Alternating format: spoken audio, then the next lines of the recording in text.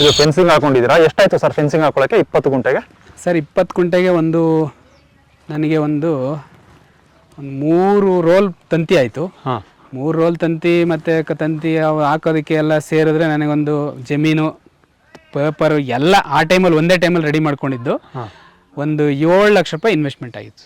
7 ಲಕ್ಷ ಅಂದರೆ ಜಮೀನಿಗೆ ಒಂದು 6.5, ಒಂದು 50,000 ರೂಪಾಯಿ ಪೇಪರಲ್ಲಿ, ಒಂದು 25 ಸಾವಿರ ರೂಪಾಯಿ ಪೇಪರ್ ರೇಟು, ಒಂದು 25ರಿಂದ 30 ಸಾವಿರ ರೂಪಾಯಿ ತಂತಿ ಬೇಲಿ. ಅಂದ್ರೆ ನೀವು ಜಮೀನು ರೇಟು ಅಂದ್ರೆ ಜಮೀನು ತಗೊಂಡಿದ್ದು ಆ ಟೈಮಲ್ಲೇ ನಾನು ಮಾಡಿದ್ದು ಎಲ್ಲ ಒಟ್ಟಿಗೆ ಮಾಡಿದ್ದು 7 ಲಕ್ಷ ಖರ್ಚಾಗಿದೆ. 7 ಲಕ್ಷ ರೂಪಾಯಿ ಖರ್ಚಾಯ್ತು. 7 ಲಕ್ಷ. ಅದ್ರಲ್ಲಿ ಸುಮ್ಮನೆ ಫೆನ್ಸಿಂಗ್ ಅಂತ ತಗೊಂಡ್ರೆ ಒಂದು 40,000, ಒಂದು 40ರಿಂದ 50 ಆಯ್ತು. 50,000 ಖರ್ಚಾಗಿದೆ. 40ರಿಂದ 50 ಹಾಕಿದ್ದಾಯ್ತು. ಆಮೇಲೆ ನಾವು ಗಿಡಗಳು ಹಾಕಕ್ಕೆ ಸ್ಟಾರ್ಟ್ ಮಾಡಿದ್ದು. ಗಿಡಗಳು ಹಾಕಿದ್ದೀರಾ? ಫೆನ್ಸಿಂಗ್ ಇಂದ ಎಷ್ಟಡಿ ಮುಂದಕ್ಕೆ ಹೋಗಿದ್ದೀರಾ? ಈ ಕಾಡು ಗಿಡಗಳು ಹಾಕೋಬೇಕಾದ್ರೆ, ಟೇಕು ಮಾಗನಿ ಎಲ್ಲ ಹಾಕೋಬೇಕಂದ್ರೆ ಸರ್ ಇವಾಗ ಜಾಗ ಬಿಟ್ಟಿದ್ದೀರಾ? ನಾನು ನೆಟ್ಟಾಗ 2 ಅಡಿ ಬಿಟ್ಟಿದ್ದೆ, 2ರಿಂದ 2.5 ಅಡಿ ಬಿಟ್ಕೊಂಡು ಹೋಗಿದ್ದೆ. ಈಗ ಸ್ವಲ್ಪ ಮರ ದಪ್ಪ ಆಗಿರೋದ್ರಿಂದ ಸ್ವಲ್ಪ ಹತ್ರದಲ್ಲಿ ಬರ್ತು ಅಂತ ಕಾಣಿಸ್ತಾ ಇದೆ. ಅಲ್ವಾ? ಮಿಕ್ಸ್ ಇದೆ. ಮಹಾಗನಿ ಆದ್ಮೇಲೆ ಟೇಕ್ ಆದ್ಮೇಲೆ ಇನ್ನೊಂದು ಎಬ್ಬೆವು ತಪ್ಪಿದ್ರೆ ಸಿಲ್ವರ್ ಇದೆ. ಈ ರೀತಿ ಬರುತ್ತೆ. ಈ ತರ ಹಾಕೋಣಕ್ಕೆ ಒಂದು ಕಾಳ್ಮೆಣ್ಸ್ ಹಾಕೋಣ ಅನ್ಬಿಟ್ಟು ಬಾರ್ಡರ್ ಗಿಡಗಳಿಗೆ ಒಂದೊಂದು ಗಿಡಕ್ಕೂ 5 ಅಡಿ ಡಿಸ್ಟೆನ್ಸ್ ಅನ್ಕೋಬಹುದು ನಾವು. ಸರ್ ನಾವು ಯಾವುದೇ ಗಿಡ ನನ್ನ ತೋಟದಲ್ಲಿ ಯಾವುದೇ ಗಿಡ ತಗೊಂಡ್ರು 5 ಅಡಿಗೆ ಒಂದು ಗಿಡ ಇದೆ ಸರ್. 5 ಅಡಿಗೆ ಒಂದು ಗಿಡ ಇದೆ. ಎಲ್ಲೇ ಹೋಗ್ಲಿ ನೀವು ಒಳಗಡೆ ಹೋದ್ರು 5 ಅಡಿಗೆ ಒಂದು ಗಿಡ ಇದೆ. ಅದಿಲ್ಲೂ ನೋಡಬಹುದು. ಹೌದು, ಈ ಗಿಡದಿಂದ ಈ ಗಿಡಕ್ಕೆ 5 ಅಡಿ ಇದೆ. 5 ಅಡಿಗೆ ಒಂದು ಗಿಡ ಇದೆ. ನಾವು ಒಳಗಡೆ ನಾನು ಏನ್ ಪ್ಲಾಂಟೇಶನ್ ಮಾಡಿದ್ದೀನಿ, ನೈಟ್ರೋಜನ್ ಫಿಕ್ಸೇಷನ್ ಆಗ್ಬೋದು, ನಮ್ಮ ಕಮರ್ಷಿಯಲ್ ಆಗ್ಬೋದು, ಹಣ್ಣಿನ ಗಿಡಗಳಾಗ್ಬೋದು, ಅಥವಾ ನಮ್ಗೆ ಮಸಾಲೆ ಐಟಮ್ ಗಿಡಗಳಾಗಿರ್ಬೋದು, ಯಾವುದೇ ಗಿಡ ಆಗಿರ್ಬೋದು, ನ್ಯಾಚುರಲ್ ಅಲ್ಲೇ ಬಂದಿರೋ ಗಿಡಗಳು ಆಗಿರ್ಬೋದು, ಎವ್ರಿ 5 ಸ್ಕ್ವೇರ್ ಫೀಟ್ಗೆ ಒಂದು ಗಿಡ ಇದೆ. ಈ ತೆಂಗಿದೆಯಲ್ಲ, ಎಷ್ಟು ಡಿಸ್ಟೆನ್ಸ್ ಅಲ್ಲಿ ಇದೆ ಫೆನ್ಸಿಂಗ್ಗೆ? ಅದು 10ರಿಂದ 12 ಅಡಿ ಡಿಸ್ಟೆನ್ಸ್ ಇದೆ. 10ರಿಂದ 12 ಅಡಿ. 10 ಅಡಿ ಬರ್ತದೆ, ಕೆಲವು ಕಡೆ 12 ಅಡಿ ಬರ್ತದೆ. ಭೂಮಿ ಹೇಗಿದೆಯೋ ಹಾಗೆ. ನಾವು ಯಾವುದೇ ತರದ್ದು JCB ಆಗಲಿ ಇನ್ನೊಂದಾಗ್ಲಿ ಟೇಪ್ ಇಟ್ಕೊಂಡೇನು ಮಾಡಿಲ್ಲ. ಯಾಕೆಂತಂದ್ರೆ ನಮಗೆ ಬೇಕಾಗಿರೋದು ಒಂದು ಅಳತೆ, ಒಂದಿಷ್ಟು ಅಡಿಗೆ ಬೇಕು. ಯಾಕಂದ್ರೆ ತೆಂಗಿನಿಂದ ತೆಂಗಿಗೆ ಬೇಕು ಅಂತಂದ್ರೆ ಒಂದು 30ರಿಂದ 35 ಅಡಿ ಬರ್ತದೆ. ಒಂದು ಗಿಡ ರಿಪೀಟ್ ಆಗಬೇಕು ಅನ್ನೋದಿದ್ರೆ ಅಷ್ಟೇ ಅಡಿನಲ್ಲಿ ರಿಪೀಟ್ ಆಗುತ್ತೆ. ಬಟ್ ಈ ಮಧ್ಯದಲ್ಲಿ ಎಲ್ಲ ಗಿಡಗಳಿಗೂ ಒಂದೊಂದು ಗಿಡಕ್ಕೂ ಯಾವುದೇ ಗಿಡ ಹಾಕಿದ್ರು ಒಂದು ಗಿಡ ಬಂದಿದೆ ಅಂತಂದ್ರೆ 5 ಅಡಿ ಒಂದು ಗಿಡ ಕೂತ್ಕೊಂಡಿದೆ. ಈಗ ಜಟ್ರೋಪ ಹಾಕಿದ್ದೀವಿ. ಇದು ನಮಗೆ ಲೈವ್ ಫೆನ್ಸಿಂಗ್ಗೋಸ್ಕರ ಜಟ್ರೋಪ ಹಾಕೊಂಡಿದ್ದೀನಿ. ಮತ್ತೆ ಈ ಕರವೀರು ಇದೆ, ಬೇಲಿ ಇದೆ. ಇದೆಲ್ಲ ನ್ಯಾಚುರಲ್ ಆಗಿ ಪಕ್ಷಿಗಳಿಂದನೇ ಹುಟ್ಟಿರುವಂತ ಕೆಲವು ಗಿಡಗಳಿದಾವೆ. ಮತ್ತೆ ಇದು ಬೇವಿನ ಗಿಡಗಳು ಬಂದಿದೆ. ಸುಮಾರು ಗಿಡಗಳೆಲ್ಲ ಪಕ್ಷಿಯಿಂದನೂ ಬಂದಿದೆ ಸರ್. ಇದು ಬೇವು, ಇದೆಲ್ಲ ಪಕ್ಷಿ ಹಾಕಿರೋದೇ ಗಿಡ ಇದು.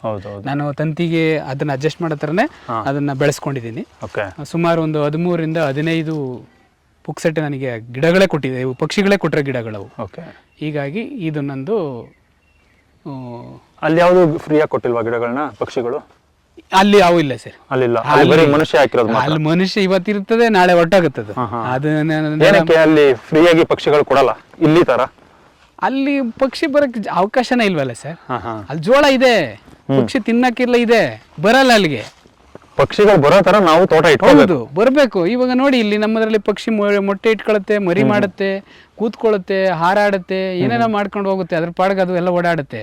ಅದಕ್ಕೆ ಆದಂತ ಪೂರಕವಾದ ವಾತಾವರಣ ಇರ್ಬೇಕು. ವಾತಾವರಣ ಸೃಷ್ಟಿ ಮಾಡಿಕೊಟ್ಟಿದ್ದೀರಾ, ಹಂಗಾಗಿ ಅದು ಹೌದು ನಿಮ್ಗೆ ಕೃತಜ್ಞತೆ ಸಲ್ಲಿಸಕ್ಕೆ ಬೀಜಗಳಾಕತ್ತೆ. ಖಂಡಿತ. ಇಲ್ಲಿ ಏನಂತಂದ್ರೆ, ಇವಾಗ ನೋಡಿ, ನನ್ನ ಪಪ್ಪಾಯ ಒಂದು 30ರಿಂದ 40 ಪಪ್ಪಾಯ ಇದೆ. ನಾನು ವಾರಕ್ಕೆ ಒಂದು 2ರಿಂದ 3 ಪಪ್ಪಾಯ ಹಣ್ಣು ಕಿತ್ಕೊಂಡು ಹೋಗ್ತೀನಿ. ಉಳಿದಿದ್ದು ಹಣ್ಣಾಗಿದ್ನೆಲ್ಲ ನಾನೇನ್ ಮಾಡ್ತೀನಿ, ಆ ಪಪ್ಪಾಯ ಅಲ್ಲೇ ಬಿಟ್ಟಿರ್ತೀನಿ. ಆ ಪಪ್ಪಾಯನ ಏನ್ ಮಾಡುತ್ತೆ, ಪಕ್ಷಿನೇ ತಿನ್ನುತ್ತೆ. ಪಕ್ಷಿ ತಿನ್ಬಿಟ್ಟು ನನಗೇನು ಪುಕ್ಸಟ್ಟೆ ಏನೋದು ಹಂಗೆ ಹೋಗೋದಿಲ್ಲ. ಅದು ಎಲ್ಲಿಂದನೋ ಬೀಜ ತಂದು ಹಾಕತ್ತೆ. ಇವತ್ತು ನಾನು ಶ್ರೀಗಂಧ ಎಲ್ಲೂ ಬೀಜ ತಂದು ಹಾಕ್ಲಿಲ್ಲ. ಒಳಗಡೆ ನನಗೆ ಶ್ರೀಗಂಧ ಬೀಜಗಳೆಲ್ಲ ಹುಟ್ಟಿದೆ. ಅಂದ್ಬಿಟ್ಟು ಅದೆಲ್ಲ ಎಲ್ಲಿಂದ ಬಂತು, ನಾನೇನ್ ತಂದು ಹಾಕಿರ್ಲಿಲ್ಲ. ಆಕ್ಚುಲಿ ಪಕ್ಷಿಯಿಂದ ಬರೋ ಗಿಡಗಳು ಮೊಳಕೆ ಬಂದೇ ಬರುತ್ತೆ. ಜರ್ಮಿನೇಷನ್ 100%. ಯಾಕಂದ್ರೆ ಪಕ್ಷಿ ತಿನ್ನೋದು ಗೊತ್ತು, ಇದೇ ಬೀಜ ಹಣ್ಣೆ ಅದನ್ನೇ ತಿನ್ನೋದು, ಪಕ್ವವಾಗಿರೋದನ್ನೇ ತಿನ್ನೋದು. ಇವಾಗ ಸೀಬೆ ಹಣ್ಣು ಅಷ್ಟೇನೆ, ಸೀಬೆ ಹಣ್ಣಾಗ್ಲಿ ಯಾವುದೇ ಹಣ್ಣಾಗ್ಲಿ, ಪಪ್ಪಾಯ ಆಗ್ಲಿ, ಅದು ವಿಷಮುಕ್ತವಾಗಿರೋಂಥದ್ದನ್ನು ತಿನ್ನುತ್ತೆ. ವಿಷಮುಕ್ತವಾಗಿರೋ ಬೀಜ ಜರ್ಮಿನೇಷನ್ ಮಾಡೋಕ್ಕೋಸ್ಕರನೇ ಪಕ್ಷಿಗಳಿರೋದು. ನಮ್ಮ ಉದ್ಧಾರಕ್ಕೆ ಏನಿಲ್ಲ ಅಲ್ಲಿ. ನಾವು ಅದನ್ನ ಅನ್ಕೊಂಡಿದೀವಿ ಅಷ್ಟೇ. ಆದ್ರೆ ಪಕ್ಷಿಗಳಿಂದ ಅದೇ ಹೇಳನಲ್ಲ, ಕಾಡು ಮಾದರಿ ಹೆಂಗೆ ಅಂತಂದ್ರೆ, ಒಂದು ತಿಂದ್ರೆ ಇನ್ನೊಂದು ಕೊಡ್ಬೇಕು, ಪರೋಪಕಾರ. ಅದಕ್ಕೆ ಒಂದು ಸಾಂಸ್ಕ್ರಿಟ್ ಅಲ್ಲಿ ಒಂದು ಶ್ಲೋಕನೇ ಇದೆ, ಪರೋಪಕಾರಾಯ ವೃಕ್ಷಂತಿ ಫಲಾಹ ಅಂತ. ಅಂದ್ರೆ ಉಪಕಾರಕ್ಕಾಗಿ ಮರಗಳು ಹಣ್ಣುಗಳನ್ನ ಕೊಡುತ್ತೆ ಅಂತ. ಪರೋಪಕಾರಾಯ ಗುಹಂತಿ ಗಾವಹ ಅಂತಂದ್ರೆ ಪರರ ಉಪಕಾರಕ್ಕಾಗಿ ಹಸು ಹಾಲು ಕೊಡುತ್ತೆ. ಪರರ ಉಪಕಾರಕ್ಕಾಗಿ ನದಿಗಳು ಹರಿಯುತ್ತೆ. ಪರೋಪಕಾರಕ್ಕಾಗಿನೇ ಪಕ್ಷಿಗಳು ಬೀಜಗಳನ್ನ ತಂದು ಹಾಕುತ್ತೆ. ಹಾ ಹಾ ಹಾ ಇನ್ನೊಂದು ಪಕ್ಷಿಗಳಿಂದ ನೀವು ಪಕ್ಷಿಗಳನ್ನೋದಕ್ಕೊಂದು ಮಾತಿದೆ, ಒಂದು ನೆನಪರುತ್ತೆ. ಪಕ್ಷಿಗೆ ಪ್ರಕೃತಿನ ಚೆನ್ನಾಗಿ ಅರ್ಥಕೊಳ್ಳುತ್ತೆ, ಹಾ ಪಕ್ಷಿ ಅರ್ಥಕೊಳ್ಳುತ್ತೆ, ಮುಂದೆ ಏನಾಗುತ್ತೆ ಅನ್ನೋದನ್ನು ಅದು ಗ್ರಹಿಸುತ್ತೆ. ಏನು ಉದಾಹರಣೆ ಅಂತಂದರೆ, ಕಾಡಿಗೆ ಬೆಂಕಿ ಹಚ್ಕೊಂತಂತ ಇಟ್ಕೊಳ್ಳಿ, ಹ್ಮ್ ಕಾಡಲ್ಲಿ ಏನು ಊಟ ಸಿಗಲ್ಲ, ಓಕೆ ಆ ವರ್ಷ ಅದು ಮೊಟ್ಟೆ ಇಡೋದ ಸಂಖ್ಯೆನ ಕಡಿಮೆ ಮಾಡ್ಕೊಳ್ಳುತ್ತೆ. ಹಾ ಹಾ 4 ಮೊಟ್ಟೆ ಇಡೋದಕ್ಕೆ ಹಾ 2 ಇಟ್ಕೊಳ್ಳುತ್ತೆ ಓಕೆ ಪಕ್ಷಿ, 2 ಇಟ್ಕೊಂಡು 2 ಮರಿ ಮಾಡ್ಕೊಳ್ಳುತ್ತೆ. ಹ್ಮ್ ನೆಕ್ಸ್ಟ್ ಇಯರು ಮಳೆ ಚೆನ್ನಾಗಿ ಬಂದು ಕಾಡೆಲ್ಲ ಸಮೃದ್ಧಿಯಾಗಿ ಒಳ್ಳೆ ಹಣ್ಣು ಹೂವು ಚೆನ್ನಾಗಿ ಸಿಗುತ್ತೆ ಅಂತಂದರೆ, ತಿನ್ನಕ್ಕೆ ಸಿಗುತ್ತೆ ಅಂದರೆ, ಆ 4 ಮೊಟ್ಟೆ ಜೊತೆಗೆ ಇನ್ನೂ 2 ಮೊಟ್ಟೆ ಎಕ್ಸ್ಟ್ರಾ ಇಟ್ಕೊಂಡು ಮರಿ ಮಾಡ್ಕೊಳ್ಳುತ್ತೆ. ಓಕೆ ಪ್ರಕೃತಿ ಅದನ್ನು ನೋಡಿ ಕಲ್ತ್ಕೊಳ್ಳುತ್ತೆ. ಹಾ ಹಾ ಪ್ರಕೃತಿನ ಗ್ರಹಿಸೋ ಶಕ್ತಿ ಇದೆ ಪ್ರಾಣಿಗಳಿಗೆ, ಪಕ್ಷಿಗಳಿಗೆ, ಹೌದು. ಮರ ಗಿಡಗಳಿಗೆ, ನಮಗಿಲ್ಲ. ಆದರೆ ಮಾನ್ಸೂನ್ನ ಗ್ರಹಿಸೋ ಶಕ್ತಿ ಮಾವಿಗೆ ಚೆನ್ನಾಗಿದೆ. ಹಾ ಹಾ ಈ ನಮ್ಮ ಕುಲಾಂತರಿ ಮಾವು ಬೇಡ, ಹೌದು ಕುಲಾಂತರಿ ಮಾವು ತಗೊಂಡು ನಾವು ಕಾನ್ಸೆಪ್ಟ್ ನಾನು ಮಾತಾಡ್ತಾನೆ ಇಲ್ಲ ಇಲ್ಲಿ. ದೇಸಿ ತಳಿ ನಾವು ದೇಶಿದು ನಮ್ದು ಏನು ಮೂಲ ಜೀರಿಗೆ ಮಾವಿನಕಾಯಿ ಆಗಿರ್ಬೋದು, ಅಥವಾ ಹಳೇದು ದೊಡ್ಡ ಮಾವಿನ ಮರ ತೋಪು, ಗುಂಡು ತೋಪುಗಳಲ್ಲಿರೋಂಥ ಮಾವಿನ ಮರಗಳು ಹೌದು ಯಾವ ಕಾಲದಲ್ಲಿ ಏನೇನು ಇರಬೇಕು, ಯಾವ ಕಾಲದಲ್ಲಿ ಹಣ್ಣಾಗುತ್ತೆ ಅಂದ್ರೆ ಹಾ ಹಾ ನೋಡಿ, ಅದು ಈಗ ಸಂಕ್ರಾಂತಿನಲ್ಲಿ ಹೂವಾಗಿ ಇವಾಗ ಕಾಯಾಗಕ್ಕೆ ಸ್ಟಾರ್ಟ್ ಮಾಡ್ತು ಅಂದ್ರೆ, ಹಾ ನೆಕ್ಸ್ಟ್ ಜೂನ್ಗೆ ಮಾನ್ಸೂನ್ ಬರುತ್ತಾ, ಬೇಗ ಸ್ಟಾರ್ಟ್ ಆಗುತ್ತಾ ಲೇಟೆಸ್ಟ್ ಸ್ಟಾರ್ಟ್ ಆಗುತ್ತಾ ಅಂತಂದ್ರೆ ಆ ಮಾವಿನ ನೋಡಿ ಅಬ್ಸರ್ವ್ ಮಾಡ್ಬೋದು ನಾವು. ಹ್ಮ್ ಹ್ಮ್ ಹ್ಮ್ ಅದು ಮಳೆ ಇಮ್ಮಿಡಿಯೇಟಾಗಿ ಒಂದೇ ಒಂದು ರಾತ್ರಿಗೆ ಹಣ್ಣಾಗ್ಬಿಡುತ್ತೆ ಎಲ್ಲ ಹಣ್ಣುಗಳು. ಓಕೆ ಹಿಂದಿನ ದಿನ ಕಹಿ ಇರ್ತದೆ, ಹುಳಿ ಇರ್ತದೆ. ಯಾವ ಮಾನ್ಸೂನ್ ಸ್ಟಾರ್ಟ್ ಆಗುತ್ತೋ, ಮಾನ್ಸೂನ್ ಇನ್ನು 3-4 ದಿವಸದಲ್ಲಿ ಸ್ಟಾರ್ಟ್ ಆಗುತ್ತೆ ಅನ್ನೋದನ್ನ ನೋಡಿ ಅದು ಹಣ್ಣು ಮಾಡ್ಕೊಳ್ಳುತ್ತೆ. ಓಕೆ ಅದು ನಮ್ಮ ಪಾರ್ಕ್ ಅಲ್ಲ, ಅದ್ರ ಸಂತತಿಗನ ಹೌದು ಕೆಳಗಡೆ ಬಿದ್ರೆ ಹ್ಮ್ ಹ್ಮ್ ಮಳೆ ಬರಲ್ಲ ಅಂದ್ರೆ ಮೊಳಕೆ ಆಗಲ್ಲ. ಹೌದು ಅದಕ್ಕೆ ಅದು ಮಾನ್ಸೂನ್ ನೋಡಿ ಕೆಳಗಡೆ ಉದುರಿಸ್ಕೊಳ್ಳುತ್ತೆ. ಅದರ ಸಂತಾನೋತ್ಪತ್ತಿ ಅದ್ರ ಸಂತಾನಕ್ಕೋಸ್ಕರ ಇರೋದು ಗಿಡಗಳೆಲ್ಲ. ನಮ್ಮನ್ನ ನೋಡಿ ಏನು ಇವನು ಹಾಕಿದಾನೆ ಗಿಡ, ಇವನಿಗೆ ಹಣ್ಣು ಕೊಡೋಣ, ಅಥವಾ ಇವನ್ ತಿಂತಾವನೆ, ಇವನ್ ಬದುಕೊಂಡು ಹೋಗೋಣ, ಇವನ್ ಬದುಕುಸನ ಅನ್ನೋದು ಕಾನ್ಸೆಪ್ಟ್ ಏನಿಲ್ಲ. ಪ್ರತಿಯೊಂದು ಜೀವಿನೂ ಅಷ್ಟೇ ತನ್ನ ವಂಶಾಭಿವೃದ್ಧಿಗೋಸ್ಕರ, ನಾನು ಉಳ್ಕೋಬೇಕು ಅನ್ನೋದಕ್ಕೋಸ್ಕರನೇ ಹೌದು ಅದು ಇರೋವಂಥದ್ದು. ಹಾಗಾಗಿ ಪಕ್ಷಿಗಳು ಅಷ್ಟೇ ವಾತಾವರಣನ ಗ್ರಹಿಸ್ಕೊಳ್ತವೆ, ಗಿಡ ಮರಗಳು ವಾತಾವರಣನ ಗ್ರಹಿಸ್ಕೊಳುತ್ತೆ ಅಂತ ಶಕ್ತಿ ಇದೆ. ಅದನ್ನ ತಿಳ್ಕೊಂಡು, ನಾವು ಅದನ್ನ ಅಬ್ಸರ್ವ್ ಮಾಡ್ಕೊಂಡು, ನಾವು ಅದನ್ನ ಬೆಳೆಸ್ಕೊಂಡು ಹೋದ್ರೆ ಮಾತ್ರನೇ ನಾವು ಅದ್ರ ಜೊತೆ ಹೋಗಕ್ ಸಾಧ್ಯ. ಅದ್ರ ಆಪೋಸಿಟ್ ನಾವೇನೋ ಮಾಡ್ಕೊಂಡು ಹೋಗ್ತೀವಿ ಅಂತ ಹೋದ್ರೆ ಅದು ಪ್ರಕೃತಿ ವಿರುದ್ಧವಾಗಿ ಹೋಗಿ ಅದನ್ನ ನಾವು ಇದು ಮಾಡ್ಕೊಳಕ್. ನಮಗೂ ಶಕ್ತಿಗಳೆಲ್ಲ ಇತ್ತು ಸರ್, ಇದೆ ಸರ್, ಈಗೂ ಇದೆ, ಎಲ್ಲ ಇತ್ತು, ಕಳ್ಕೊಬಿಟ್ವಿ ಅದನ್ನ. ಕಳ್ಕೊಂಡಿದ್ದೀವಿ. ಯಾವಾಗ ಮಳೆ ಬರುತ್ತೆ, ಯಾವಾಗ ಇವಾಗ ನಾನು ತಪ್ಪಿದ್ರೆ ಬಿತ್ತಬೇಕು, ಹೌದು, ಇವಾಗ ನಾನು ಎರ್ಚ್ಬೇಕು, ಹೌದು, ಇವಾಗ ಎರ್ಚಿದ್ರೆ ಚೆನ್ನಾಗಿ ಬರುತ್ತೆ, ನಮಗೂನು ಇದೆ, ಖಂಡಿತ ಇತ್ತು. ಏನಕ್ಕೆ ಯಾಕಾಗೈತು ಅಂತಂದ್ರೆ ಜನರೇಷನ್ ಗ್ಯಾಪ್ ಬಂತು. ನಾವೆಲ್ಲ ಈ ಹಸಿರು ಕ್ರಾಂತಿ ಅಂದ್ಬಿಟ್ಟು ನಮ್ಮಲ್ಲೇನು ಸರ್, ಇನ್ನೊಂದು ಹೇಳ್ತೀನಿ ಕೇಳಿ, ಇದೆಲ್ಲ ಒಂದು ಹುನ್ನಾರಗಳಿವೆಲ್ಲ. ಇಂಟರ್ನ್ಯಾಷನಲ್ ಲೆವೆಲಲ್ಲಿ ಟ್ರೀಟಿಗಳ ಮುಖಾಂತರ ಆಗಿರೋ ಹುನ್ನಾರಗಳು. ನಾವು ಅದನ್ನ ಚರ್ಚೆ ಮಾಡಕ್ ಹೋಗ್ಲೇಬಾರ್ದು, ಯಾಕಂದ್ರೆ ಗೊತ್ತಿದೆ. ಬಟ್ ನಾವೇನು ತಿದ್ದುಪಡಿನೂ ಮಾಡ್ಕೊಳಕ್ಕಾಗಲ್ಲ. ಇದರಲ್ಲಿ ಹೆಂಗೆ ಅಂತಂದ್ರೆ ಪರ್ಸ್ನಲ್ ರೆಸ್ಪಾನ್ಸಿಬಿಲಿಟಿ ಬರಬೇಕು. ನನ್ನ ರೆಸ್ಪಾನ್ಸಿಬಿಲಿಟಿ ಏನಿದೆ ಅದನ್ನು ನಾನು ಕರೆಕ್ಟಾಗಿ ಮಾಡ್ಕೊಂಡು ಹೋಗ್ಬೇಕು ಅನ್ನೋದು ಬಂತು ಅಂತಂದರೆ ಅದನ್ನು ಆಟೋಮೆಟಿಕ್ ಬಂದ್ಬಿಡುತ್ತೆ, ಬೆಳೆಸ್ಕೊಂಡು ಹೋಗ್ಬೋದು. ಈಗ ನೋಡಿ, ಈಗ ಬೀಜಗಳು ಉತ್ಪಾದನೆ ಮಾಡಿ ಹೈಬ್ರಿಡ್ ಅಂತ ಏನು ಮಾಡ್ತಾ ಇದ್ದಾರೆ, ಅದನ್ನ ನಮ್ಮಲ್ಲೇ ಉತ್ಪಾದನೆ ಮಾಡಿ ತೋಟ ಹಾಕೋರು ಬೇಸಿಗೆ ಕಾಲದಲ್ಲಿ, ಕಡಲೆಕಾಯಿ ಹಾಕೋರು.